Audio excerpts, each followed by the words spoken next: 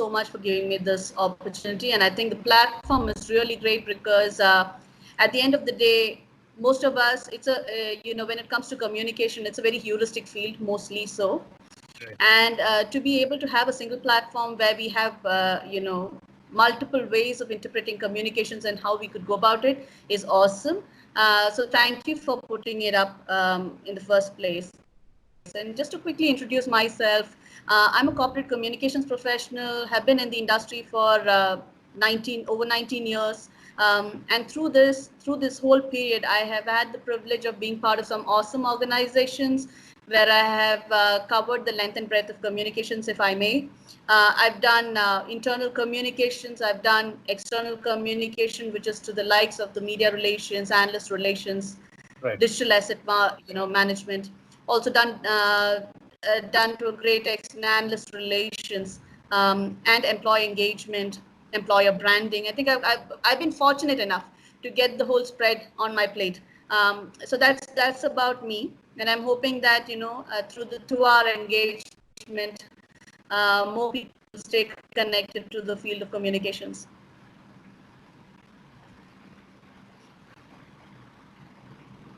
Go ahead. Okay, so thank you again for the question. So you can hear me, right? I can hear you. Okay. So what does internal communications mean to you? So let's start with that basic definition. Sure. So Anisu, to me, internal communication is all things put together that delivers an experience. And also from that perspective, information of relevance, right? So when you look at it in the broader spectrum, communication is verbal, non-verbal, written and oral, right? And most often than not, when it comes to, we tend to differentiate it between organizations and individual communications. But I think internal communication in itself is all about delivering that experience. So whether you are a product related company or a services related company or a solutions related company, at the base of it, you have your stakeholders, your existing and prospect stakeholders. So it is a sum total of all things that we bring under one umbrella to deliver a unique experience. Fantastic. Does that make sense? Absolutely. Yeah, I really like the fact that you're calling this an experience for employees, because earlier it used just to be about sharing information. So I think that's great to hear.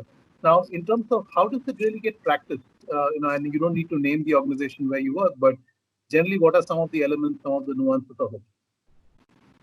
Of some of the nuances of internal communications you're asking, right?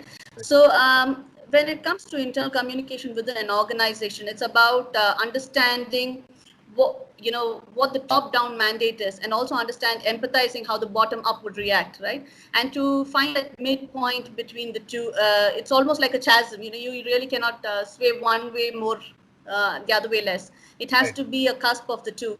And so how do you then arrive at it? How do you deliver, like I said, an experience, right? One that is most sticky with the brand for employees, and one that is still in alignment with the vision of the leaders that set it up in the first place.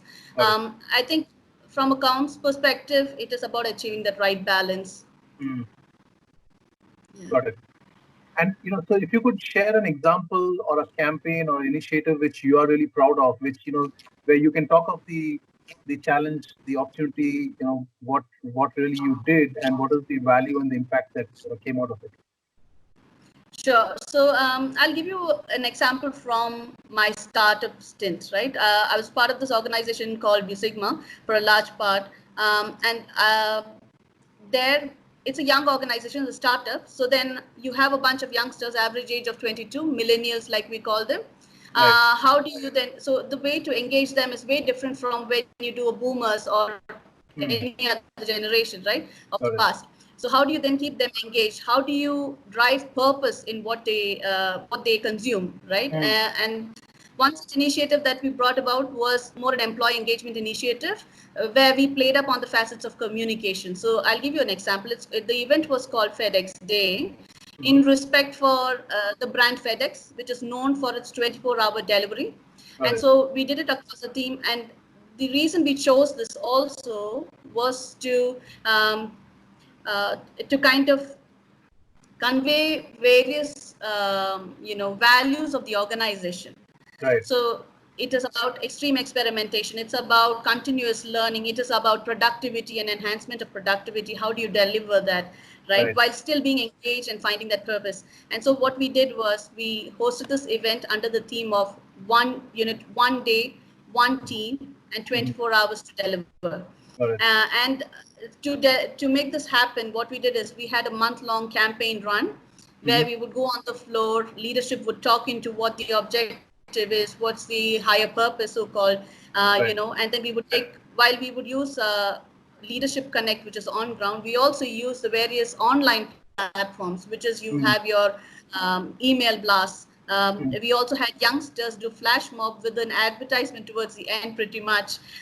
So it kind of came together in all in one. And then on the 24 days spiel that we had, 24 hours spiel that we had, it was a great turnaround where youngsters brought out ideas that were just not something you typically think about, right? But something that they gave clear thought to, and there was variety to that to the idea, and it was quicker execution too. So we implemented those solutions. So from your perspective, from your question of what were the challenges, like I said, was how do I connect with the younger generation, youngsters of today, and the opportunity was also in the fact that we could leverage those new channels that was never really explored before. So that's one example that I have to call out. Yeah. Fantastic. And was there a way in which you measured the success of that campaign? Is there some metrics which you thought of? Yes. See, purely from the perspective of one is the amount of participation that we got, because everyone had to come up with their ideas and give us a brief description of what they're looking at solving, because you cannot go, without a clue and then have the event on a day. So there were ideas given to us, submitted ahead of time, and the other metrics was the kind of ideas that came about. Got it. What we can implement, what we cannot implement, what can be a long haul, and it was brilliant to see it. So those were the metrics that we basically measured. Fantastic. Yeah, I mean, sounds like an exciting plan and a campaign. So if I were to ask you, what is the biggest challenge you currently see which internal communicators face today? What would that be? Yeah. Sure. So I wouldn't be alone in saying this, but I think one of the biggest challenges as communicators at large that we see is, when people believe that communication is all about getting it grammatically correct. And I don't mean to belittle anything or anyone in this case, but the truth is that when you have people who know English well, there's a tendency for us to want to correct the language and to touch on this and touch on that. But the truth is, communication is way more deeper than all of this, right? It is about understanding who your audience is, understanding the sentiment at that given point in time, understanding the various channels that are applicable to that audience, right? And then having to deliver it in a manner that is more consistent, more cognizant of all these factors. So this is the challenge, and I also think that is where our roles become exciting too. Yeah, interesting. And a related question to that: what do you think is the opportunity you see? What's the biggest opportunity? Yeah, I love that question that you ask, Anisu. So my answer to that is pretty simple, right? There was a time in past few years, I think communications as a field itself took to prominence when crisis started to happen, because that's when the realization comes, okay, so we're doing this and this is happening. How do we get this all together? Who's going to write this? When will the draft get okay? I think it's a mad rush when communications has got its prominence. It is during crisis, communications has got its due prominence. Now, what would do well is to take it from a transactional business as usual function to a more seat at the table function, because communication, if you look at it, underpins every other thing that you do in an organization. So you might have the most awesome organization with the greatest values, but if you did not communicate it in the right way, you slip. Similarly, if you have a great product and solution, but you did not have collaterals or your digital assets or your other assets that are in line to speak that language, it again fails. And that is where I believe that communications need to take on that seat at the table, more strategic role, much more, being part of the entire start of the story to the execution of it, rather than being just the execution part of it. So like we do, like I told in the just before, typically communications come in when crises happen. Right. But we must stop that. At the crisis stage, we are just going on an execution mode. Obviously, there's a great deal of thought and consideration given, but it is more an execution mode. But what would do well is for us to be part of that team that is actually conceptualizing, ideating, thinking through strategy, vision. Because what that does is then there is an instant alignment. We are able to speak. Got it. Pardon. Yeah, we are able to speak, and it becomes far more integrated. Got it. Yeah, I think you alluded to my next question, because you mentioned getting a seat at the table for internal communicators. So what are the ways, or what are some of the tips which you can give on how can internal communicators add more value to the business? Yeah. For one, I would like to say, and this I speak from my experience in various areas. Sorry for the trouble. No problem. So I think internal communications need to see beyond just being communications internally. There are various valuable value. I think it'll be important for us to tie in the various facets of internal communications. So it could be from the perspective of your HR, your talent management, your talent acquisition. Right. It could be from the perspective of your various policies and how you go about doing it. It could be from the perspective of your businesses and what they deliver as services and solutions. It could be from the perspective of what is it that the top management wants to convey to the, to the employees. Right. The other way around too. So what do employees and what's their sentiment to them? And in order to deliver this in all sincerity, it is important to see the synergies, to connect the dots between the various factors. Like I said, if communication was just about content, then I don't think we need a role called communicators. You can just get content right and just deliver it. There is a reason we are called communicators. We are the people who are the sentiments of that organization. We are the sounding board of all the sentiments that come together to either make the organization better, or to grow it, or to kind of make it a brand that's sticky with the employees. So that's about it. I hope that answers your question. Absolutely. Yeah, it's a great point about having a larger strategic role than just being tactical in the exercise. So what skills do you think internal communicators need to have or develop to be more effective at work? Yeah, I'm glad you asked that, because I think communications. So I've in my years of working, even while I was a manager, most of the people on the floor would walk up and say, "Vinita, can we be part of your team?" Now, one is they're very excited about what comes out of this team, right? Because it's more colorful, more flashy, more story-like. And you don't have 2 days that are the same. Every day is like one unique roller coaster, awesome in its truest form, right? But I think one of the things that I'd like to clarify for those that are even wanting to be part of this communication journey would be, the ability to ask questions. It's very, very important, because most times we just get slam dunked with a task. Go to so and so. This is the person from communications. Go and reach out to this person, and it'll be done, right? But what happens in the course is we're just executing, right? Like to what I was saying earlier, it's more than just executing. We need to ask those right questions so as to clarify, to ensure that the communication is in line with what your outcome is expected to be, right? So one is the ability to ask questions. The other is being cognizant of your audience and their situations. I think I mentioned this in way ahead of interaction itself. It is very important, because you cannot be insensitive. We have seen many communications fall flat for lack of empathy, for lack of understanding of a given situation, right? So it is very important for us to be, as communicators, to be cognizant of the audience and their situation at that given point in time. Got it. Then the next one that I have is learn the basics of content optimization. You're living in a digital space. Mm. You cannot afford to put literatures on literatures which don't get searched by any search engine. It Mm. has to be more engaging and it has to be optimized. That's the word, search engine optimization for, to be more technical. So it's Mm. important that you optimize your content, and also Got it. nobody has a lot of time in hand, so you Right. have to be clear.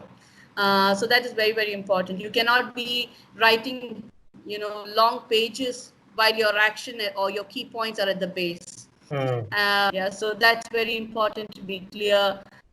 Um, it is also important to build an appreciation for other areas of where communication and content plays in. Like, for Mm. instance, marketing is one area like that. Marketing, communication, sales enablement, employer Mm. branding, right? Mm. All of these are very, very many more pockets where communications is commonly used. It is Absolutely. important for us to have an appreciation for this, because that is what at the end of the day helps us connect the dots Mm. between what we communicate and how we deliver and what the impact is going to be like. So that will be very important. And it is also important to earn the reputation. Mm. So the reason I say this is, you're earning your reputation is like your feedback loop, Mm. right? Because you do 10 things in an organization and your employees could still be saddened and not really motivated. It is Mm. important to earn that reputation. So Got in it. all your communications, if it is very cognizant, if it is very clear, if it is very connected, Mm. chances are you will earn the reputation the right way. There is better brand affinity like that. Fantastic. And what's your, there are a lot of these youngsters who want to join, like you mentioned, there are people who walk up to you and want to join your team. So what is your advice for people who want to join internal communications as a domain? Yeah. So I just say one thing, just go for it. But I also want to give it with a caveat that don't expect success overnight. Mm. Anisu, all of us who've been in the industry long enough know that, it's not an easy ride. It is Right. a bumpy ride, but it is worth the ride. Correct. Okay? It is brilliant for people who can take those calculated risks, Mm. who are willing to go that extra mile to discover themselves beyond their degrees, Mm. right? And also someone who can feel very passionate about that organization they're working for. So I think communication, go for it. If you love communication and internal communication, it is a brilliant field. Mm. Uh, it is really an awesome field because you interact with people. There is sentiment to it. You don't need to shy Yeah. away from the real versus not so real. So go for it. Go for it and explore. Fantastic. And related to that, I mean, I ask all the women leaders whom I'm talking to, there are a lot of women out there in the domain. Is there something any advice you have for women in communications, and what can they do to get better and make a mark and make a difference? See, I wouldn't be wrong in saying that research proves that women are better leaders, because they're far more empathetic. Seems like they have their creative juices always, you know, well in place. So I think from that perspective, we are already secured. Now, what we need to do is take those bold stands, to take those steps and move forward. Mhm. And my advice, I don't have an advice. It's just about believe in yourself. Just do it. Just do it. Who stops us? We do it at the home front. We are, Mm. whether you're a mom, whether you're a sister, you're a daughter, you're delivering it at a home front. Mm. Why not take it to your work? After all, we call it work-life integration, right? Why not take it that field too? So, yeah, that's my no advice, but that's what I believe. Fantastic. Now, the world is going through this pandemic, and COVID-19 has impacted all businesses. So what is your understanding of how internal communications will evolve? What will change? What will stay the same? And if there's some example from any of the recent work you have done, if you could share. Yeah. So Anisu, from the COVID pandemic situation that we have, I don't think this would have been any different if there was any other crisis. Mm. Because when it comes to communications, we react in a certain way when it comes to a crisis situation, Right. right? Um, and so from that perspective, I think what is important though is for us to be much more empathetic during the Mm. situation, Mm. right? And use channels that reach people at the right time, in the right place, and through the right channels. I think that is very, very important. It is all the other facet that is also important is for crisis communication to be more integrated and the view of the entire organization and not necessarily only one department. I think that is very, very important. And one of the things that I've seen in all organizations that I've worked with is when it comes to crisis, all hands are on the deck. And that is awesome. One thing that I'd like to see also is for the same approach to be there in everything that we do day in and day out as part of communication. So that would be one thing. That would be a great achievement for communications if we can be all hands on deck and having a complete comprehensive perspective on situations. Fantastic.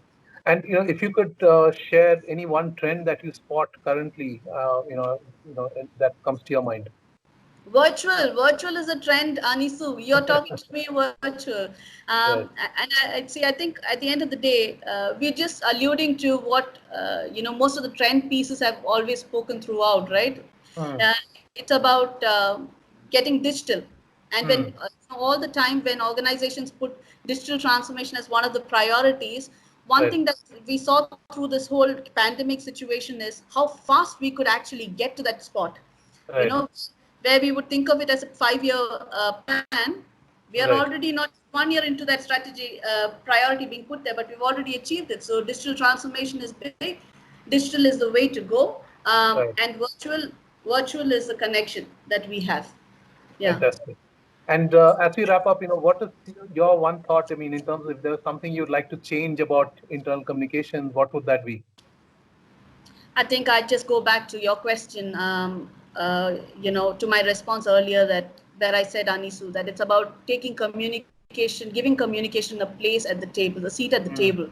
It's very important, and that's something that I absolutely look forward to when we could sit at the boards, where we could sit at at the board meetings, at the leadership meetings, and take those decisive measures, strategically aligning, with the organization, because we are the people that communicate it at the end of the day. We know how to add sentiments to any initiative. So that would be my dream for this whole function.